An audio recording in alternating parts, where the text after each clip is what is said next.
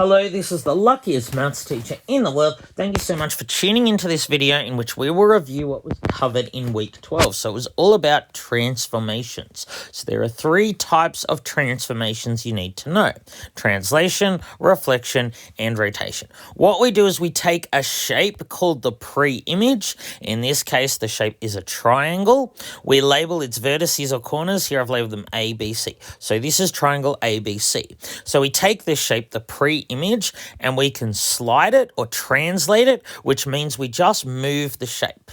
We can rotate it, which means we turn the shape on its side, or we can reflect the shape, which means we flip it over. So you can see in the pre-image, I've labeled the vertices A, B, and C, and each of the images, so the image is the shape after it's been translated, reflected, or rotated, I use A dash, B dash, and C dash. So this means A went to A dash, B to B dash, and C to C dash. The vertices can help you determine which transformation has occurred, because here the vertices have been translated, here they've been rotated, and here they've been reflected. So when we translate, rotate, or reflect a shape, we don't change its shape and size, we just change where it is located or its orientation, which way up it is or which way it is facing. So we're going to look at transformations in the Cartesian plane. We also learned this thing here. The Cartesian plane is two number lines at 90 degrees. We call this horizontal line the x-axis and this vertical number line the y-axis. They meet here at the origin, and so to the right on the x-axis numbers are positive, to the left they're negative. Similarly, you go up for positive numbers and down for negative numbers on the y-axis. So the way that we locate something in the Cartesian plane is we give points. So here is a location, it's a point. The way we write points, we always use two brackets with a comma. First value is always the x value, the second is always the y value. So here, this point here at A, the x value is 0. We start at the origin, which is 0, 0, and we didn't go across at all. So the x value is 0.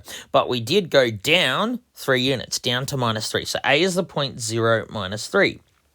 Similarly, B is the point 1, 0. We start at the origin, we went 1 to the right, so that's why there's a 1, but we didn't go up or down, why there's a 0 there. And C would be the point 2, -3. We start at the origin, and to get to C, we go 2 to the right and 3 down. So let's now look at how we would translate, rotate, and reflect this shape. So if you're asked to translate a shape, you'll be told where to translate it to. So we're going to go 4 up and 3 left. To translate, rotate, or reflect a shape, you perform the action on its vertices, its corners. So I'm going to move A 4 up and 3 left. This is where A moves to, so I call it A dash. Similarly, I'm going to take B, and I'm going to go 4 up and 3 left. And I do the same for C. I go 4 up, which is up here, and 3 left, which is there. So when I've moved each vertex, I'm just going to join them up, and that is a translation of this shape here. Let's now look at a rotation. So now we're going to take this shape and rotate it 90 degrees about the origin. Whenever you rotate something, you need a fixed point called the center of rotation. So 0, 0, the origin, is our fixed point of rotation. So when we rotate everything, this point will not move. I'm just going to rotate the vertices of this shape. Now, as I said in class, if you're not told, you assume it's anti-clockwise. So we're actually going to go 90 degrees anti-clockwise is this way, the opposite way to a clock. So this is how you rotate a shape. You take each vertex and draw a line to the center of rotation. Then what we need to do is draw another line from here that is the same distance, but at 90 degrees anti-clockwise. So draw a line here. Now, over here would be 90 degrees clockwise, so we're going to go over here 90 degrees anti-clockwise. Because this line was 3 units, this line must also be 3 units. So A dash would go to there. Now, when you do it, you can use a ruler and be more accurate. Sorry that I can't use a ruler on my iPad. So we're going to do exactly the same for B. We draw a line there to the center of rotation. Now 90 degrees anti-clockwise is up here. So B would move there. So once again, the distance from the point to the center of rotation is the same as the distance from the center of rotation to the image. And similarly for C, we draw a line to the center of rotation, and then we need to draw another line from this center of rotation that is the same length, but 90 degrees anti-clockwise. So you might need to use your protractor for this. You just draw the line out here so that it's 90 degrees in there, and C will be here at the point 3,2. So that's where C goes, and then after that, you just join up the triangle, and you have rotated at 90 degrees anti-clockwise. All right, the final one we'll do is a reflection. So to reflect a shape, you need a line. This is going to be my mirror line. I am going to reflect this shape about this line. So the way you do that is you take each vertex, you draw a line to the mirror line, and then you draw a line from the mirror line at 90 degrees. That's the same distance. So any point like A that is already on the mirror line will actually stay there. So A will actually stay there. So for B, I know the instructions sound a bit complicated, but all we do is draw a line from B to the mirror line, and then we draw a line on the other side that's the same distance. So it was 1 unit here, so the line we draw is also 1 unit, and B will go there. And now we do exactly the same here for C. We're going to draw a line to the mirror line. So this distance here is 2 units. So I'm going to draw another line out here that is 2 units. And C will go there. So once you have all the 3 vertices, you just join them up. So this triangle here is a reflection of this one here about the line. All right, let's now look at some symmetry. So there are 2 types of symmetry. We learned about rotational and reflectional symmetry. You've probably seen reflectional symmetry before, but rotational symmetry is a bit different. It's about, can you rotate a shape around its center and make it look exactly the way it did at the start?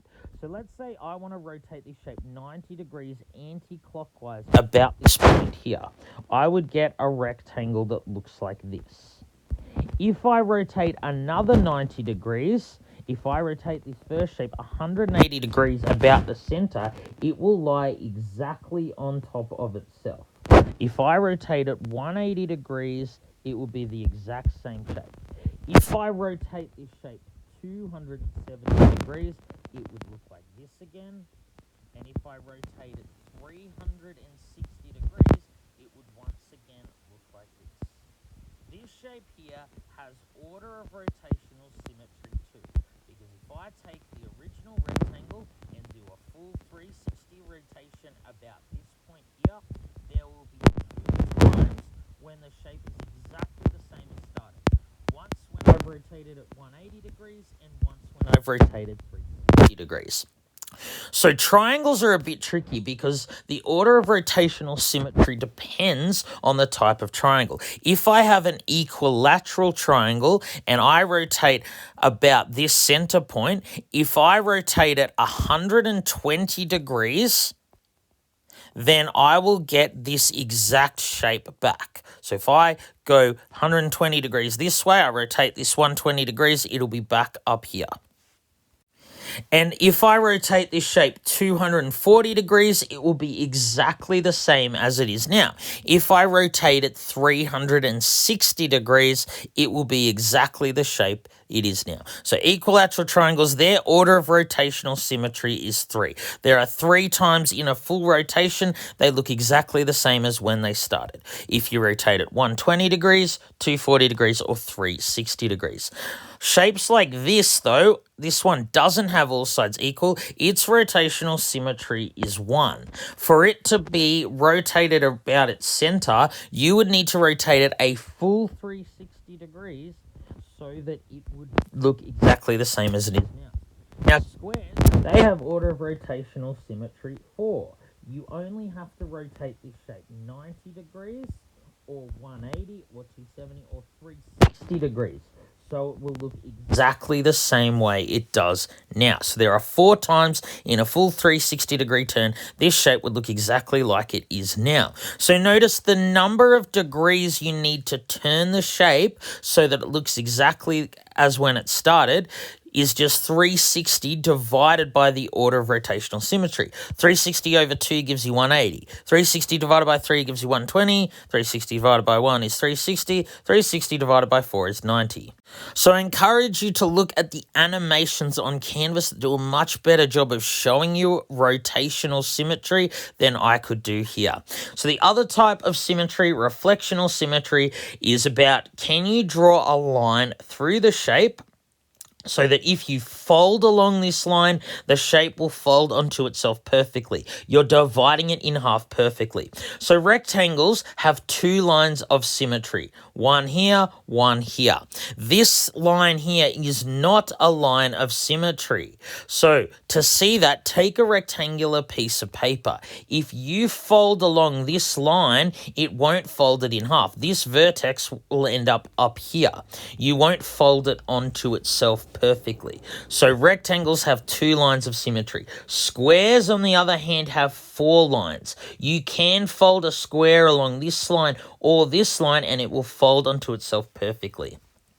So once again, for triangles, how many lines of symmetry they have depends on the type. So if this triangle has all 3 sides equal, it has 3 lines of symmetry, whereas if a triangle has just 2 sides equal, it has 1 line of symmetry. A triangle like this that has no equal sides, it doesn't have reflectional symmetry at all. It actually has no lines of symmetry. So again, when you're asked about does a shape have reflectional symmetry, when you're asked to draw the lines of symmetry, we're talking about lines that if you fold the shape along these lines, you will fold it in half perfectly.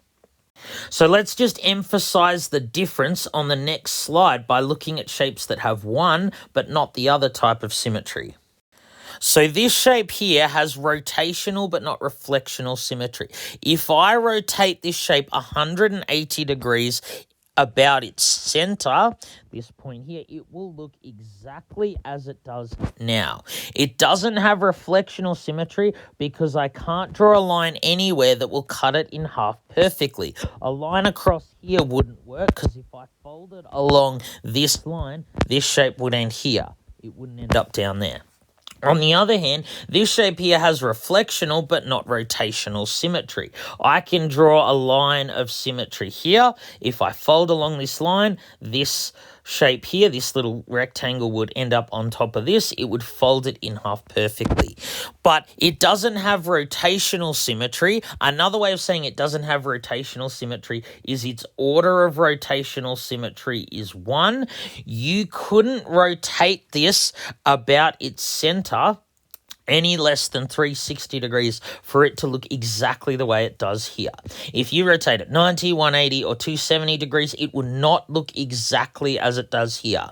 For you to rotate this shape and get something that looks exactly like this, you would need to rotate a full 360 degrees.